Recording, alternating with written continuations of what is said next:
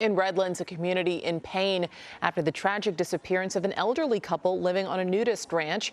Neighbors gathered tonight to remember Stephanie and Daniel Menard. Police have arrested their neighbor and believe their bodies are under his house. They brought in heavy equipment today to help in their search efforts. Eyewitness News reporter Tim Caputo was there as community members gathered for a candlelight vigil.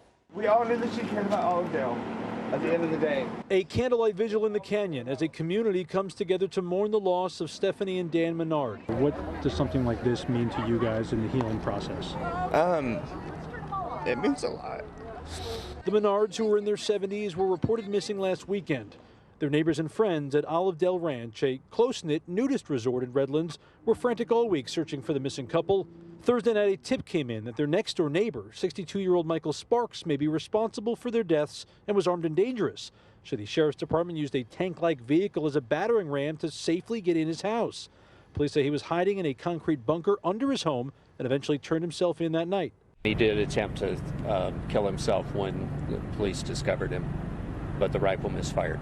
The home is so badly damaged it's still unsafe for investigators to go inside, but police are certain the Menards were killed and their bodies are somewhere under Sparks' home, saying they found human remains in bags in that bunker.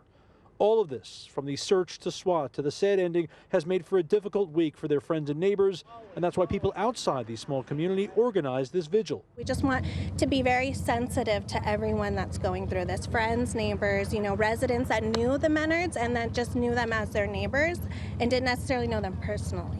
Just heard the story and were touched. A touching tribute for the Menards and well-received support for a community that doesn't always feel seen. Because there's a lot of times where in our community, as living in a nudist resort, we feel very isolated because we do get judged. People do assume things about our lifestyle, and we're just people. And we hurt just like everybody else.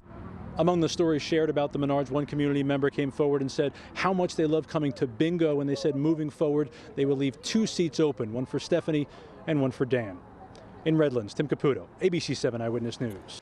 Hello, I'm Mark Brown. Get more great ABC 7 content by clicking the subscribe button for our YouTube channel and download the ABC 7 Los Angeles streaming app on Fire TV, Android TV, Apple TV, and Roku to watch on your TV.